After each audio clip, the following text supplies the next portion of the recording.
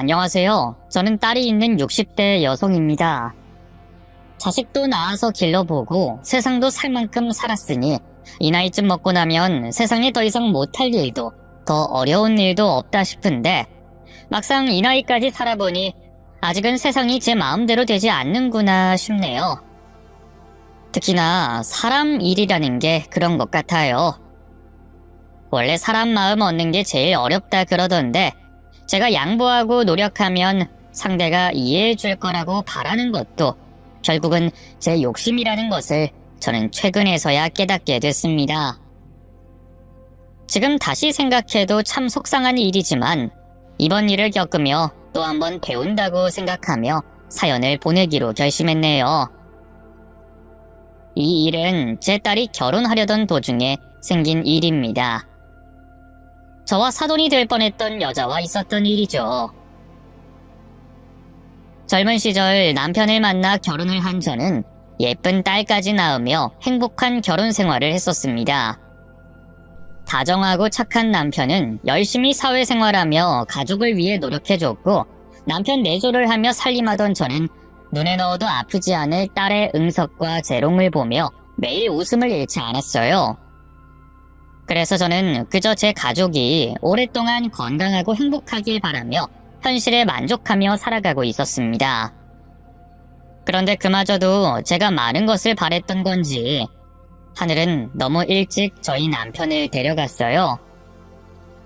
누구도 예상할 수 없었던 사고로 남편은 하루아침에 저희 모녀의 곁을 떠나고 말았고 저는 그렇게 남편 잃은 과부가 되어 홀로 딸을 키우게 됐습니다. 당시에는 남편의 죽음을 쉽게 받아들이지 못하고 슬픔을 감당하기 어려웠지만 가장이 된 저는 하루빨리 정신 차리고 일어나야 했어요. 하지만 결혼하고 지금껏 집에서 살림만 하며 주부로 살았던 제가 당장 가장이 되기란 쉬운 일이 아니었습니다. 아직 딸은 어리고 이 아이를 대학까지 보내려면 얼마나 많은 돈이 들어갈지, 제가 무슨 일을 해서 그 많은 돈을 벌 수 있을지 앞이 깜깜하고 도저히 자신이 없었어요. 하지만 책임져야 할 자식을 둔 엄마였던 저는 그런 감상에 빠져있을 여유도 없었죠. 당장 우리 두 식구가 먹고 살기 위해서는 제가 무슨 일이라도 해야 했거든요. 그런데 살림만 하던 저를 받아주는 회사는 없었고 가뜩이나 불경기에 종업원들 구하는 가게들도 줄어 저는 마땅한 일자리를 얻기가 쉽지 않았습니다. 그렇다 보니 장사를 생각하게 됐어요. 뭐라도 팔아서 돈을 벌어야겠다고 생각했던 거죠.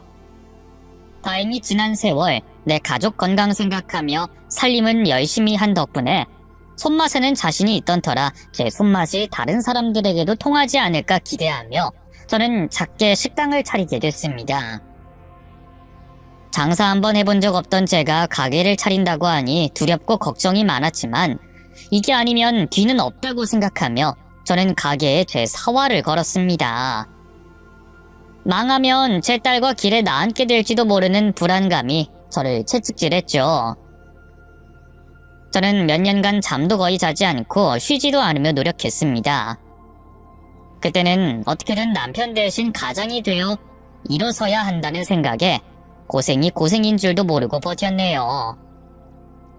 그렇게 식당을 차리고 처음 1년간은 자리 잡겠다고 식당 휴무일도 없이 매일 가게 문을 열고 새벽같이 나가 좋은 재료 사와 재료 손질하고 손님 한 명이라도 받겠다며 휴식 시간 없이 하루 종일 주방에 서 있었습니다. 그만큼 노력한 덕분인지 언젠가부터 한 번 오신 손님이 또 오시고 지나가던 손님들이 찾아주시고 그렇게 아름아름 단골이 생기더라고요. 덕분에 장사가 잘 되며 규모가 점점 커졌고 몇 년 만에 작은 구멍가게 장사가 사업으로까지 이어지며 저는 경제적으로 꽤 많은 여유를 가지게 됐습니다. 그렇게 어느 정도 여유가 생기게 되면서 저는 저희 딸에게 집중하고 싶었어요. 한창 어릴 때 바쁘다고 제대로 놀아주지도 못하고 일찍 아빠를 잃어서 외로웠을 딸아이가 너무 안쓰러웠거든요. 그래서 저는 딸아이에게 좋은 엄마가 되어주면서도 아빠의 빈자리를 채워주기 위해 많은 시간과 노력을 쏟았습니다. 딸이 하고 싶다는 건 다 해주려고 했고, 바쁜 와중에 어떻게든 매일 딸과 함께하는 시간을 보내려고 했었죠. 물론 그만큼 해줄 여력이 됐기에 그랬던 것도 맞지만, 제가 딸에게 많은 걸 해주려던 건 꼭 금전적 여유 때문만이 아니었습니다. 아마 저는 사정이 여의치 않았더라도 어떻게든 딸에게 많은 경험을 느끼게 해줬을 거예요. 사실 남편이 그렇게 떠나버리고 저도 인생관이 바뀌었거든요. 남편이 있을 때는 현실에 안주하며 모험을 피하고 안정적인 삶을 바랬었는데, 그렇게 젊은 나이에 허망하게 떠나버린 남편을 생각하면 뭐든 할 수 있을 때 경험하고 느끼는 게 좋다고 생각을 바꾸게 됐죠. 당장 내일도 어떻게 될지 모르는 인생, 후회를 최소화하자는 뜻으로 말이에요. 그래서 저는 제 딸이 원하는 것은 최대한 들어줬고, 딸이 음악 공부를 하고 싶다는 말에 적극적으로 지원해줬습니다. 그렇게 음악이 좋아 음악 공부를 하던 딸아이는 성인이 돼서는 작곡 작사 일을 하게 됐습니다. 보통 사람들이 기대하는 대단한 연주가나 음악가는 아니었지만 충분히 자기 몫을 해내고 즐겁게 살아가는 딸이 저는 늘 자랑스러웠어요. 사실 저한테는 저희 딸이 아빠 없이도 바르게 자라준 것만으로 고마운 일이었죠. 그렇게 여전히 사랑스럽고 자랑스러운 제 딸이 어느 날 제 앞에서 결혼 이야기를 꺼내더라고요. 당시 딸아이가 지인 소개로 만나 교제하던 남자친구가 있었거든요. 하영이도 나이가 있으니 이제 슬슬 결혼 생각을 할 때기는 했지만 막상 끼고 살던 딸이 결혼한다고 하니 시원섭섭하고 마음이 복잡했습니다. 하지만 저는 반대할 생각은 전혀 없었어요. 제가 굳이 참견하지 않아도 그동안 알아서 잘 해오던 딸이었기에 딸이 좋다면 뭐든 좋았던 저는 예비 사위를 소개받기도 전에 결혼을 허락하기로 마음을 굳혔죠. 그런데 정식으로 결혼 인사를 하기 전 먼저 그 집 어른을 만나고 온 딸이 어두운 얼굴로 돌아왔더라고요. 왜 그래, 하영아? 왜 그렇게 표정이 안 좋아? 몰라. 아무래도 다 망한 것 같아. 나 결혼 못하면 어떡하지, 엄마? 그게 무슨 말이야? 왜? 그 집에서 반대하시니? 아니, 우리 딸이 모자란 점이 뭐가 있다고? 어머님이 내 직업이 별로 마음에 안 드시나 봐. 곡 팔아서 먹고는 살겠냐고 걱정하시더라고.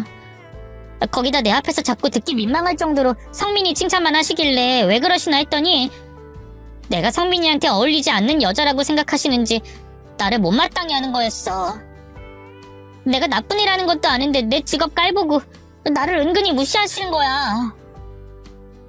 기분이 너무 상하는데 그렇다고 시어머니 되실 분 처음 만난 자리에서 기분 나쁘다고 대놓고 티낼 수도 없고 표정 관리하느라 혼났어. 저는 저희 딸이 어디 가서 미움받을 만한 아이가 아니라 생각해서 예비 사돈을 만나는 것을 듣고도 별 걱정이 없었는데 거기서 무시를 당하고 돌아왔다는 딸의 말에 놀랄 수밖에 없었습니다. 단지 직업이 마음에 안 든다는 이유로 제 딸을 못마땅해 하실 줄은 상상도 못했거든요. 그래서 그 얘기를 듣고만 있었어? 바보같이? 아니, 나도 화는 못 내지만 가만히 있을 순 없지. 사실 내 직업이 어른들 입장에서는 이해하기 어려울 수도 있다 생각해서 어머님이 이해하실 수 있게 잘 설명하려고 했지. 근데 어머님이 내 말을 들으려고 하질 않아. 그러더니 그래봐야 결국 딴 따라 노름 아니냐고 나한테 그런 말까지 하시는 거야. 아유, 그랬구나. 근데 너무 속상해하지 마. 네 말대로 사돈께서 뭘 잘 모르셔서 그러시는 거지.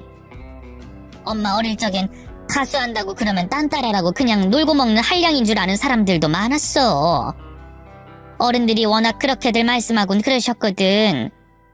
그래서 아마 사돈께서 편견이 있어서 그러셨을 거야. 원래 엄마 나이쯤 먹으면 살아온 세월만큼 편견이 쌓여서 생각을 바꾸는 게 쉽지 않거든. 그래도 하영이 네가 어떤 아이인지 네 직업이 어떤지 차차 알게 되시면 다시 좋게 봐주실 거야. 그러니까 너무 풀 죽어 있지 마, 응?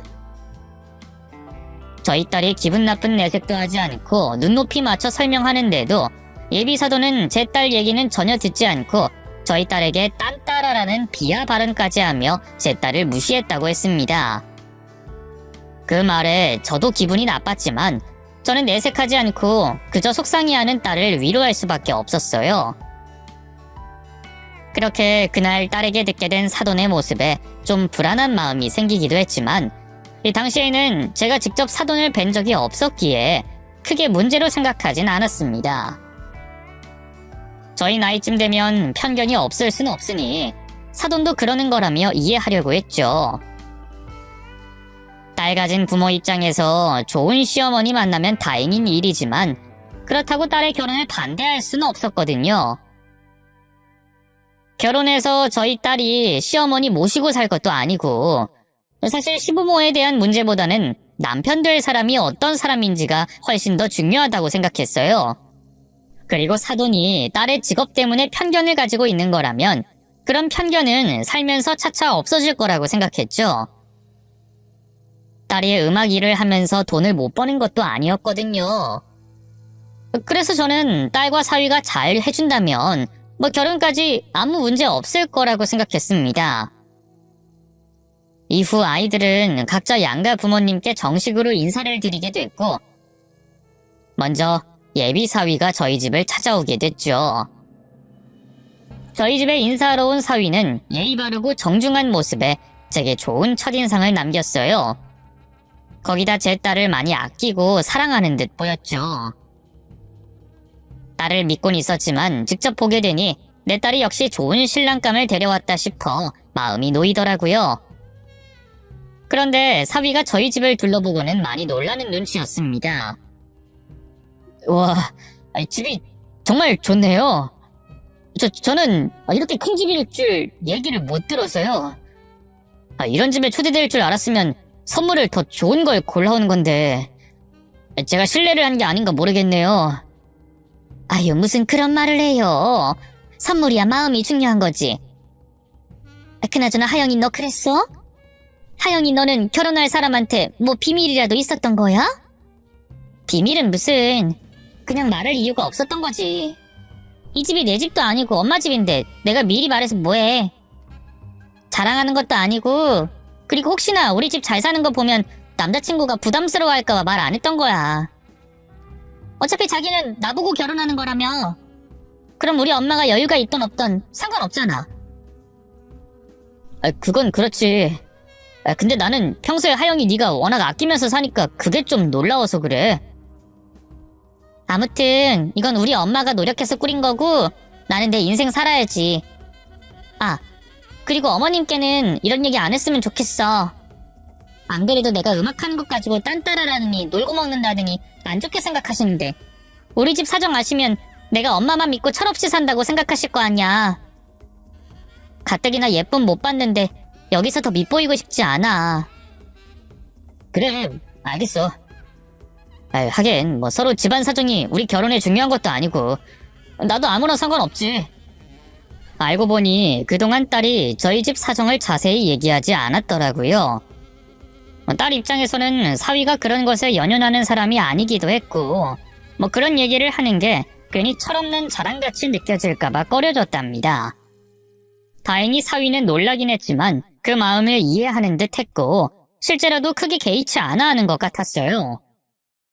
그래서 혹시나 더 밉보일까 싶어 어머니에게는 말씀드리지 말아달라는 딸의 얘기도 받아들였죠. 그렇게 사위는 저희 집에서 좋은 시간을 보내다 돌아갔고 얼마 뒤 저희 딸도 그 집에 인사를 다녀오게 됐습니다. 그런데 사돈댁에 다녀온 딸이 이번에도 어두운 표정으로 돌아오더라고요. 왜 그래? 이번에도 뭐라고 하셨어? 나더러 그런 일을 해서 뭐하냐면서 결혼하면 그만두고 집안일이나 하래. 돈은 잘난 아들이 벌어다 줄 거니까 나더러 남편 내조나 하고 살라는 거야. 뭐? 아니, 멀쩡히 일 잘하고 있는 애를 왜 그만두라고 해? 몰라. 내가 아무리 설명을 드려도 결국 내가 회사 다니는 직장인은 아니지 않냐면서 반백수라고 무시하시더라고. 제대로 된 일도 아닌 것 같은데 한눈 팔지 말고 차라리 살림이나 열심히 하라면서. 거기다가 남자친구가 뭐라고 설명한 건지 모르겠지만 어머니께서 뭔가 오해를 하고 계시는 것 같아. 어머니께서 나더러 내가 음식 장사하면서 고생하는 엄마 등골 빼먹는 철없는 딸이라 그러시더라고. 등골을 빼먹다니? 그게 무슨 소리야? 내가 남자친구한테 너무 얘기하지 말라고 그래서 생략을 한 건지 아니면 어머님이 그냥 오해를 하신 건진 모르겠지만 아무래도 엄마가 힘들게 식당 장사하시는 줄 아시는 것 같아. 안 그래도 철없다고 뭐라고 하시는데 그 자리에서 내가 구구절절 설명할 수도 없잖아. 그래서 그냥 내 벌이가 얼마나 되는지 설명해 드리려고 했는데 또 내 얘기는 안 듣고 다른 얘기 하시더라고. 딸의 부탁에 사위가 저희 집안 얘기를 자세히 안 해서 그런지 아무래도 사돈이 뭔가 오해를 하신 듯 했습니다. 저희 집안 형편이 좋지 못해 말을 아낀다고 생각하신 건지 사돈은 자기들이 기우는 결혼을 한다 싶어서 걱정된다며 제 딸에게 예물 예단 얘기까지 하셨다고 했어요. 그리고 어머니께서 나더러 결혼할 준비는 제대로 돼 있는 거냐고, 예물 예단은 제대로 할 수 있느냐고 따지시는 거야. 혹시 나중에 손 벌릴까봐, 자기 아들 고생시킬까봐 걱정된다고. 아니라고 하는데도 듣질 않으시니까. 그래서 나도 모르게 그 정도는 충분히 할 수 있다고 약간 큰 소리로 말했다? 그랬더니 어머니가 나한테 기분 나쁘냐고 아무 때나 자존심 세우는 거 아니라고 혼내시더라. 사돈은 저희 딸이 그렇게나 못 믿어오셨는지 여전히 제 딸을 무시하셨고 그 바람에 잘 참던 딸도 순간 격양돼 단호히 말하게 됐던 거죠. 그랬더니 주제도 모르고 자존심을 부린다고 생각하는지 자존심 세우지 말라 야단을 치셨다는 겁니다. 딸아이가 2번이나 상처를 받고 돌아온 걸 보니 그제야 걱정이 되기 시작했습니다. 대체 어떤 편견을 가지고 그러시는 건지, 혹시나 마음에 안 드는 다른 부분이 있어서 그러시는지 제가 사돈을 직접 만나 잘 풀어봐야겠다고 생각했죠. 다행히 상견례 날짜를 알려오는 걸 보면 그 집에서도 애들을 결혼시키지 않을 생각은 없구나 싶었거든요. 그렇게 얼마 뒤 저희는 드디어 상견례를 하게 됐습니다. 그런데 일부러 기싸움을 하려고 그러는 건지 저희보다 미리 도착한 사돈이 일찍 와서는 방으로 들어가지 않고 나와 있더라고요. 사위 제 쪽에 일찍 도착하긴 했는데 저희보다 먼저 왔다는 게 자존심이 상한 건지 굳이 저희 뒤에 들어오겠다고 버티고 있었던 겁니다. 그런 모습을 보니 왜 저렇게까지 하나 싶어 기분이 상했지만 앞으로 사돈들 사이에 의미 없는 기싸움을 하고 싶지 않았던 저는 분위기를 밝게 해보려 노력했습니다. 저희가 더 일찍 왔어야 하는데 귀한 손님 먼저 와 기다리시게 해서 죄송합니다. 저희도 일찍 오려고 먼저 나섰는데 오다 보니 앞에 사고가 났는지 평소보다 좀 막히더라고요. 그래도 오면서 10분 전엔 도착할 수 있어서 다행이라 생각했는데 설마 사돈이 먼저 와 계실 줄은 몰랐네요. 중요한 자리에 일찍 나와 있는 게 당연한 거죠. 그러게 저는 무슨 일이 있길래 이리 늦으시나 싶었네요. 사고가 났니 어쩌니 변명하시는데 뭐 그래봐야 직접 사고 나신 것도 아닌데 말이에요. 그러게요. 다음부턴 더 일찍 다녀야겠습니다. 어떻게든 분위기를 풀어보려는 저와 달리 사돈은 저를 깔아보며 괜히 차가운 척 분위기를 자꾸 불편하게 만들었습니다. 무슨 얘기를 해도 시비를 걸듯 쏘아붙이는 탓에 차마 가벼운 얘기를 나눌 수가 없었고 어쩔 수 없이 바로 결혼 이야기를 해야 했어요. 그러자 사돈이 마치 작정이라도 한 것처럼 이것저것 요구하는 얘기를 하시는 겁니다. 들으셨는지 모르겠지만 제가 하영이한테 예물 예단 얘기를 물었어요. 아무래도 제가 사돈댁 형편을 잘 몰라서 걱정되거든요. 사실 요즘엔 형편에 맞춰 간소화한다지만 저한테 사실은 성민이 하나뿐이라 그렇게 대충 하고 싶진 않습니다. 제가 아무리 양보한다 해도 이 정도는 받아야겠네요. 그러면서 받고 싶은 예물을 줄줄 읊는데 저희가 그 정도를 해올 수 없을 거라고 생각하고서 일부러 제 반응을 살피는 듯 했어요. 애들이 좋다고 하니 결혼을 시켜야겠다 싶긴 한데 아무리 그래도 자식 둔 부모 입장에 걱정이 없을 수는 없네요. 뭐 요즘에 옛날처럼 남자들만 고생하는 시대도 아니고 집에서는 또 얼마나 도와주실지 그것도 모르겠고 서로 자식 하나뿐이라 빚내서라도 해주신다면 그것도 그것대로 걱정이네요. 애들끼리 먹고 살기 힘든데 저희 아들이 장모님 노후까지 책임질 순 없잖아요. 아직도 저희 집 형편이 어려운 줄 아는 사돈은 제 앞에서 자기 아들 걱정을 하며 결혼을 망설이는 듯한 말을 했습니다. 누가 봐도 저를 무시하는 말에 발끈한 딸이 한마디 하려 나섰지만 저는 그런 딸을 그냥 말렸어요. 그리고 사돈이 뭐라고 하든 좋게 좋게 얘기하며 상견례 자리를 잘 마무리하려고 했죠. 집으로 돌아온 딸이 무시당하던 제 모습이 속상했는지 제게 왜 그랬냐 묻더라고요. 엄마, 아까 그냥 다 말해버리지 뭐하러 그냥 있었어? 돈돈거리는 사람 앞에서 그냥 말해주면 되잖아. 뭐하러 그래? 그런 소리 듣는다고 정말로 내 가치가 떨어지는 것도 아니고 돈 없다고 무시하는 사람한테 굳이 다 얘기해줄 필요 없잖아. 그리고 사돈이 나중에라도 우리 집 형편 알게 되면 그땐 그쪽이 더 부끄럽지 않겠어? 엄만 상관없으니까 그냥 있었어. 어차피 엄마는 너희들만 잘 살면 되니까 그냥 적당히 넘어가지 뭐. 이제 와서 형편 차이를 말하면 괜히 자존심 상할까 싶어 그냥 웃고 넘기려 했는데 그런 제 속을 모르는 사돈이 기어이 긁어 부스럼을 만들었습니다. 상견례 후 아이들끼리 결혼 준비를 하는 동안에도 사돈이 저희 딸 앞에서 계속 저희 집을 무시하는 소리를 했나 보더라고요. 아무래도 손해보는 장사 같다느니 이래저래 저희 딸과 저를 무시했던 거죠. 그러다 점점 심해지는 망언에 딸이 결국 폭발하고 말았고 화가 난 딸이 결국 집안 사정을 다 얘기를 했었답니다. 저희 딸 생각에는 집에 돈 없는 게 아니라는 걸 알면 어머님이 놀라고 자중할 줄 알았던 건데 그 얘기를 들은 사돈은 되려 저희 딸을 거짓말쟁이 취급하며 저희 딸이 돈이나 까먹는 딴따라라고 제 딸에게 화를 내셨다는 거죠. 결국 참다 못한 딸은 그 일로 파혼까지 고민하게 됐고 그러자 괜히 잘못 없는 사위가 울고불고 빌며 딸을 설득하고 저도 딸을 달래야 했습니다. 그러다 주말을 맞아 제가 딸의 기분을 풀어주려고 오랜만에 다른 지역으로 갔던 날이었어요.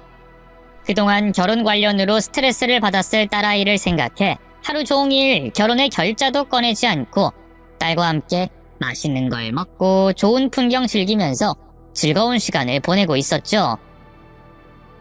그렇게 하루 동안 웃고 즐기고 있다 보니 딸도 조금은 편해진 얼굴을 하고 있었습니다. 그리고 결혼에 대해서 긍정적으로 다시 생각해보겠다고 말하더라고요. 엄마, 고마워.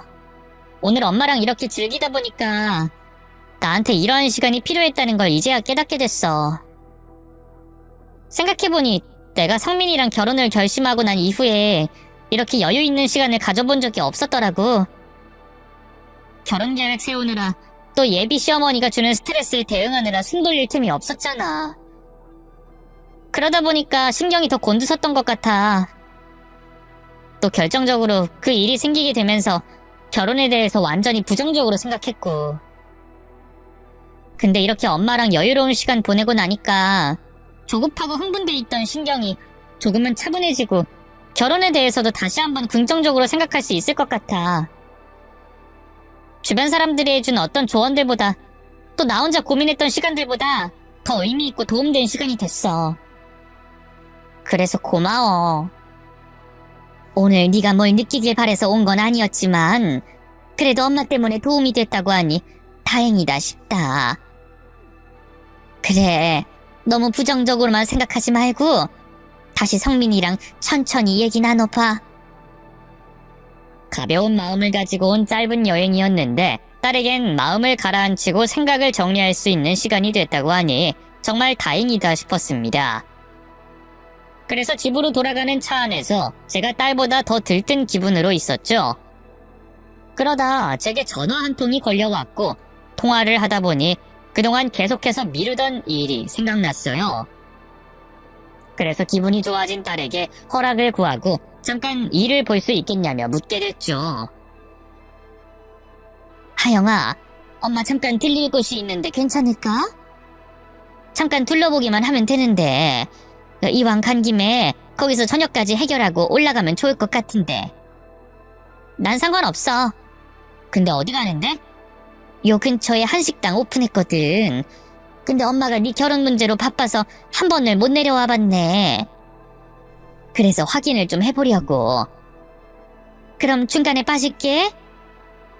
그렇게 딸과 함께 일을 볼 겸 밥을 먹을 겸 새로 오픈한 식당으로 가게 됐어요. 그리고 도착한 식당에서 제가 식당 사장님과 이것저것 확인을 하며 돌아보는 동안 딸은 식당 내 준비되어 있는 방에 앉아 저를 기다리고 있었죠. 방에서 기다리는 딸 때문에 빨리 둘러보고 싶었습니다만 이게 또 대충 넘기고 볼 수는 없더라고요. 그래서 식당 인테리어와 주방 시설, 그리고 음식 맛과 식당을 찾는 손님들의 반응까지 보고 있었습니다. 그러다 이쯤 둘러보면 된 것 같아 이제 딸과 함께 밥을 먹으려고 했죠. 그래서 마지막으로 둘러보고 있던 좌식방에서 내려오려던 차에 예비 사돈을 마주치게 된 거예요. 어쩐지 제 귀에 어디선가 들어본 목소리가 들린다고 싶었는데 그게 예비 사돈이었던 거죠. 아주 잠깐이었지만 헤어캡과 위생 마스크를 쓰고 있는 저를 예비 사돈이 못 알아봤으면 좋겠다고 생각했습니다. 제 딸에게 한 짓도 있었고 저에게도 상견례 자리에서 좋은 인상을 주지 못했으니까요. 그래서 고개를 돌리고 딴청을 피우고 있었는데 예비 사돈이 저를 딱 알아보더라고요. 그리곤 제 모습을 보고 오해를 했는지 깔깔거리며 웃고 있었어요. 그때 제 복장이 오해를 사기 딱 좋은 모습이긴 했거든요.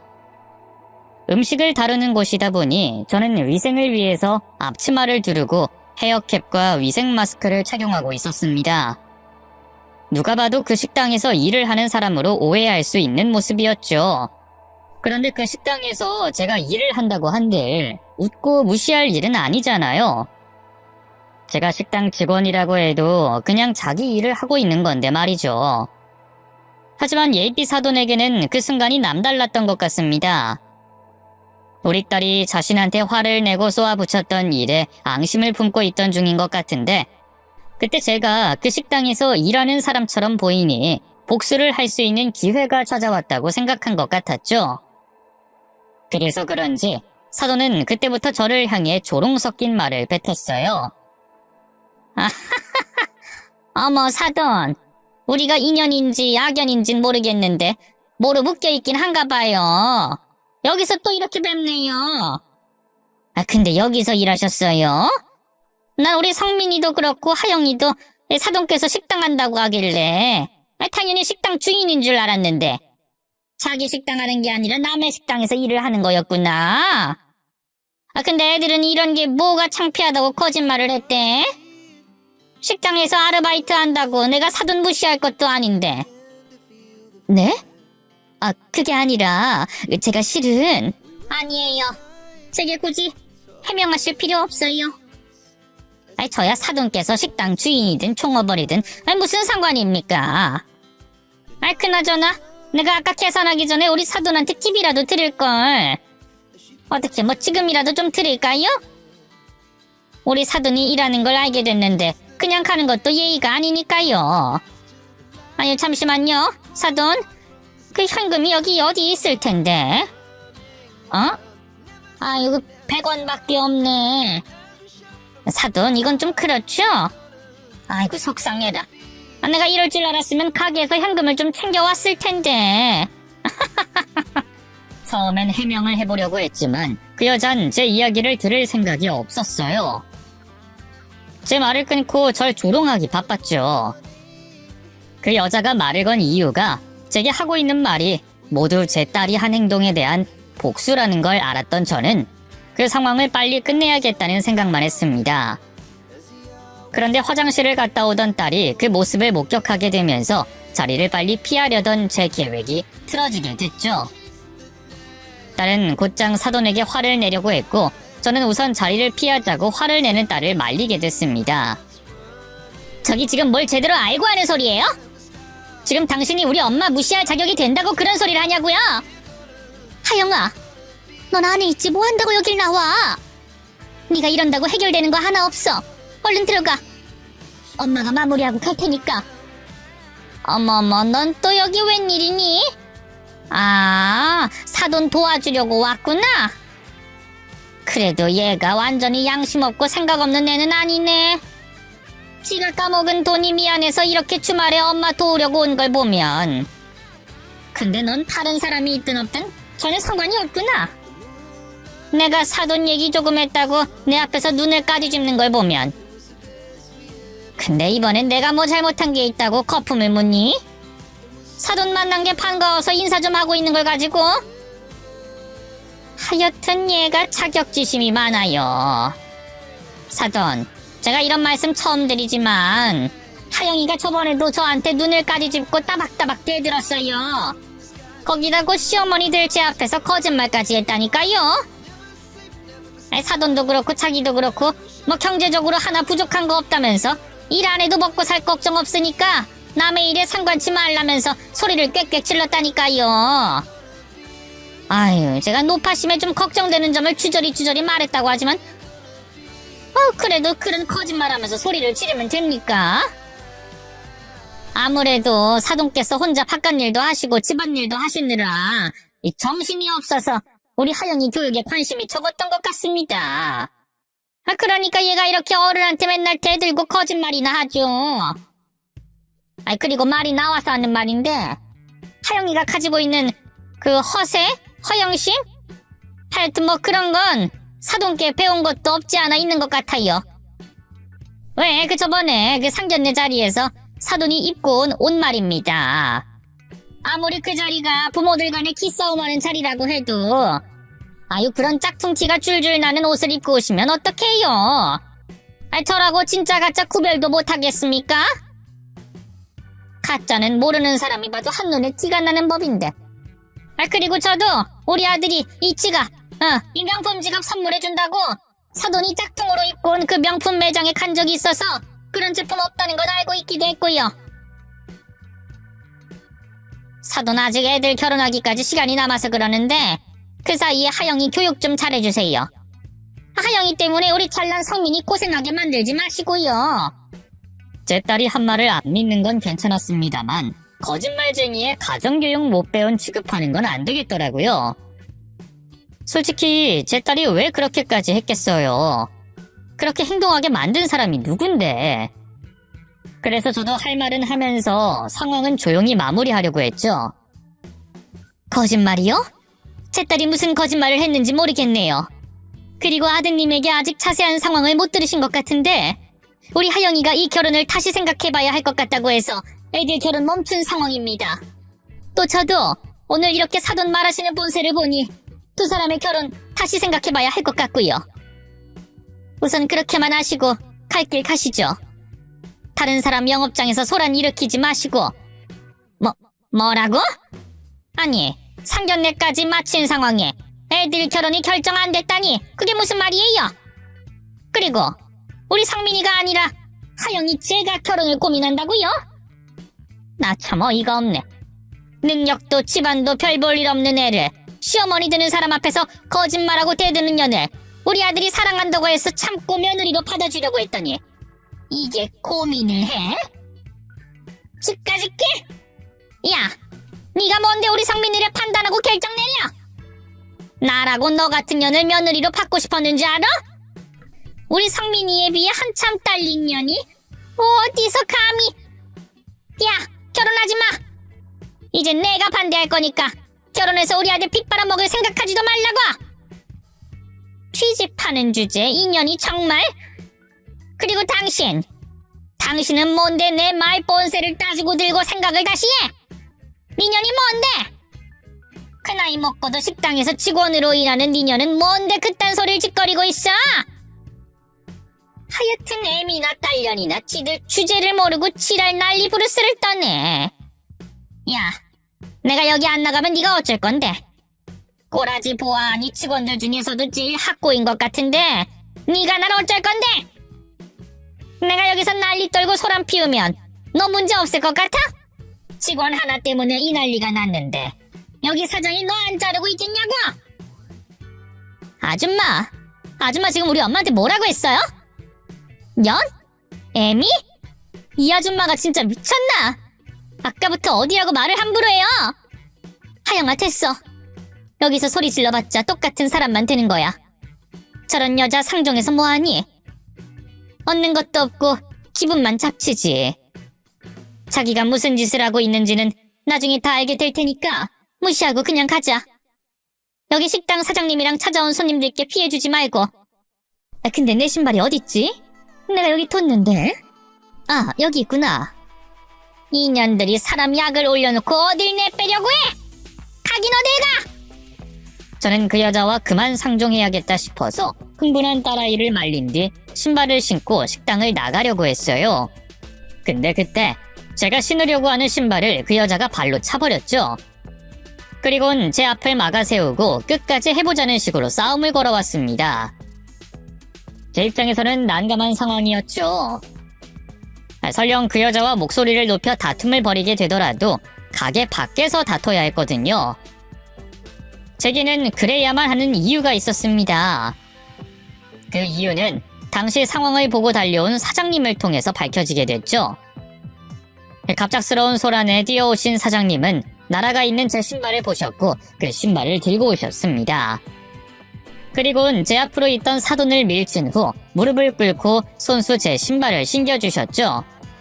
사돈은 뒤로 밀쳐지며 지금 무슨 일이 벌어지고 있는지 모르겠다는 표정을 짓고 있었어요.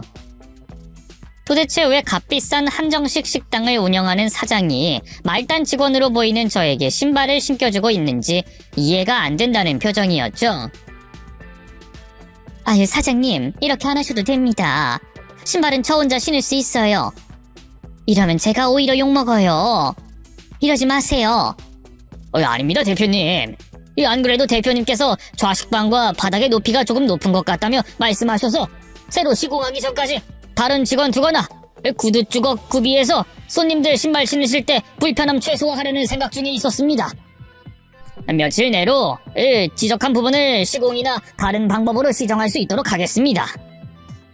근데 저 손님과는 어떤 관계신가요? 제가 들어오면서 보니까 언쟁이 좀 있으시던데. 사장님께선 신경 쓰지 않으셔도 됩니다. 뭐 어쩌다 알게 된 사람인데 안 그래도 저 사람 데리고 식당 밖으로 나가려고 했어요. 그래서 말인데 저희 바로 나가서 올라갈 거라 좀 전에 부탁드린 식사는 준비 안 해주셔도 됩니다. 음식 맛은 제가 다음번에 찾아와서 확인해 볼게요. 뭐야? 누구라고? 저기요. 지금 저 여자한테 뭐라고 했어요? 대표님? 이 사람이 대표라고요? 네, 이분이 여기 본사 대표님이신데요. 근데 왜 그러시죠? 아니, 어떻게 그럴 수가 있어? 그게 말이 됐나? 아니, 이렇게 앞치마에 두건에 마스크까지 하고 있는데 뭐야? 지금 말로 속이는 걸로 부족해서 사람까지 동원하는 거야, 뭐야? 아, 그러게. 그쪽 아니었으면 제가 두르고 있던 걸 깜빡하고 그대로 차에 탈 뻔했네요. 사장님, 여기 앞치마랑 나머지 것들 그리고 잘 둘러봤습니다. 지금 이대로 쭉 장사하시면 될 것 같아요. 앞으로도 본사 측에서 요청하시거나 도움 구하실 부분 있으면 언제든 편히 관련 부서로 연락 주시고요. 저도 틈틈이 내려와서 성업할 수 있게 응원하겠습니다. 그럼 안녕히 계세요. 잠깐만! 가긴 어딜 가? 당신 뭐냐고? 당신 뭔데 높은 사람인 척을 해? 방금 여기 식당 사장님께서 하시는 말씀 못 들었어요? 여기 대표라는 말. 그러니까 진짜 당신이 여기 한식당 대표라고? 정확히 말하면 한식당 대표는 아니죠. 이런 프랜차이즈 식당이 몇 개 더 있는 곳을 운영하는 회사의 대표니까. 뭐?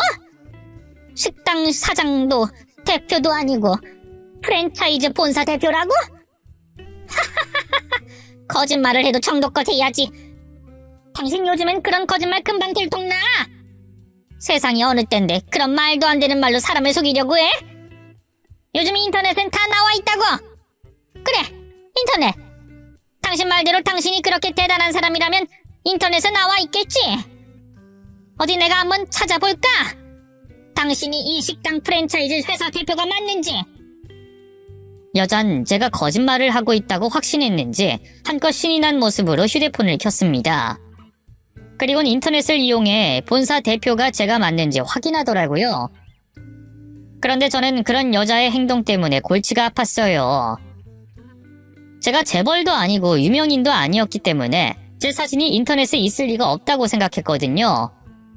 그런데 인터넷 검색을 하던 여자의 얼굴이 점점 굳어가기 시작하더니 자기 핸드폰을 제 얼굴 옆에 대고 번갈아가며 쳐다보기 시작했습니다. 뭔가 싶었던 제가 여자의 휴대폰을 보니 제 사진이 나와 있더라고요. 과거 여성신문에 인터뷰를 한 적이 있었는데 그 기사가 아직 남아 있었던 거죠.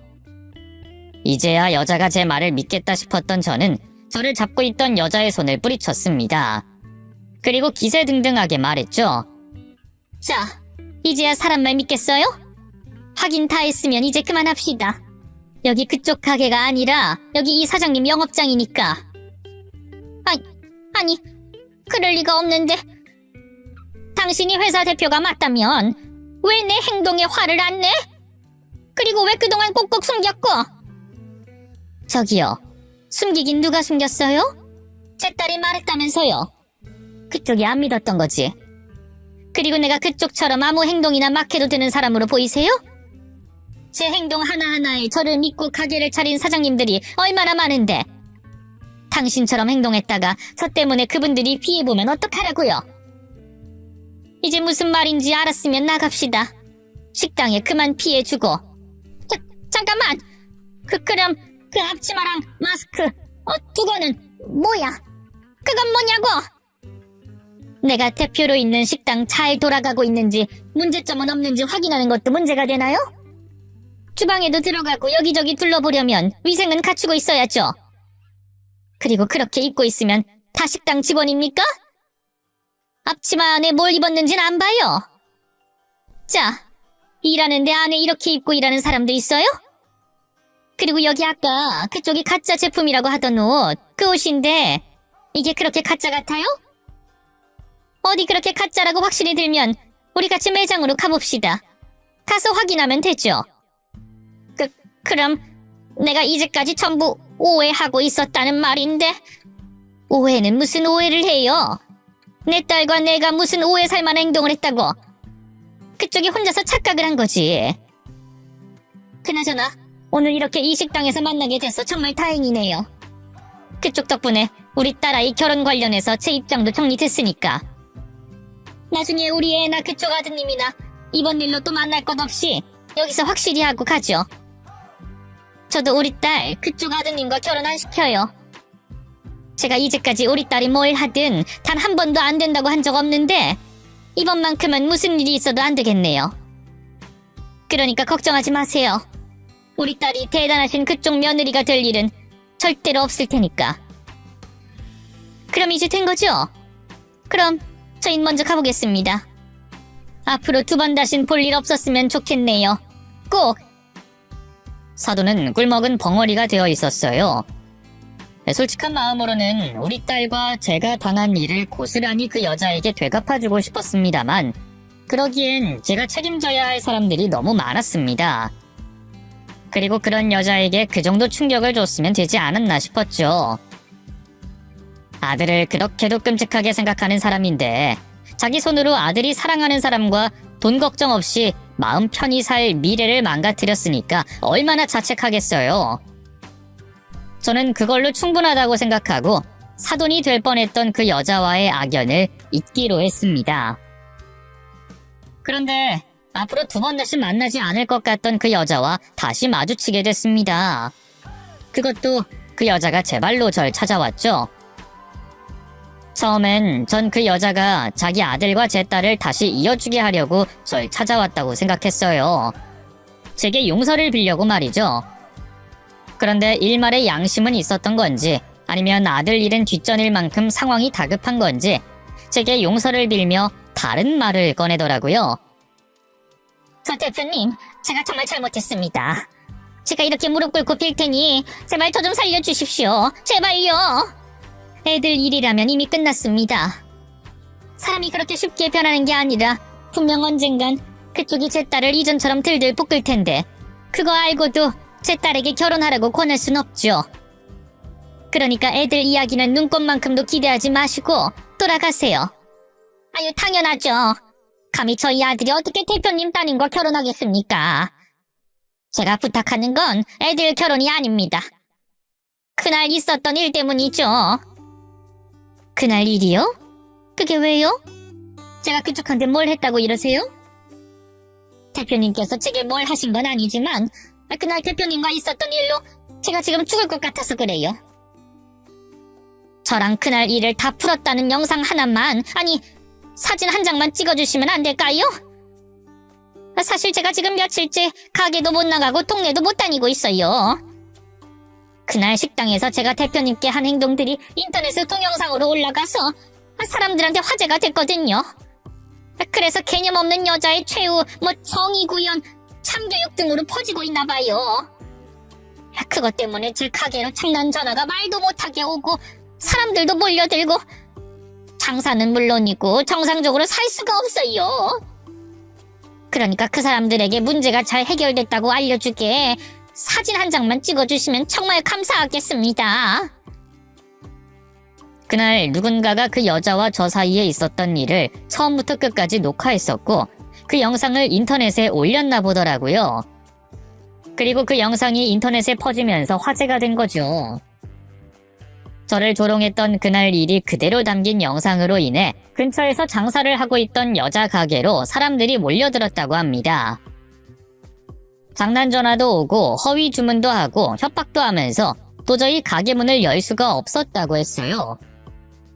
또 자기 주변 사람들이 모두 자신을 알아보고 손가락질하는 것 같아 대인기피증 증상도 겪고 있다고 했죠.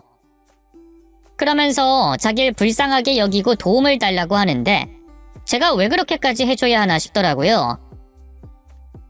안타까운 상황이긴 했지만 제가 잘못을 한 것도 피해를 준 것도 없었으니까 말이죠. 그건 안 되겠는데요. 제가 사업을 하고 있다 보니까 잘 모르는 사람과는 사진을 잘 안 찍어요. 또 그럴 일은 없겠지만 그쪽이나 그쪽 아드님이 나쁜 마음을 먹고 과거 제 딸과의 관계를 이용해 다른 사람들에게 사기를 치는 일에 사용될까 걱정되기도 하고요. 그리고 결정적으로 저는 그쪽에게 좋은 감정이 없어요. 제 딸도 그렇고 저도 그렇고 그쪽한테 무시당하고 조롱받았으니 그렇다고 제 손으로 직접 복수할 생각도 없습니다. 그냥 그날 일을 마지막으로 더는 얼굴 안 봤으면 상종을 안 했으면 싶은 거지. 그러니까 제 도움 구하지 말고 알아서 해결하세요. 그리고 없었던 행동들도 아니잖아요. 자기가 한 행동이면 책임을 지고 무슨 일이 생기든 감내를 해야지. 안 그래요?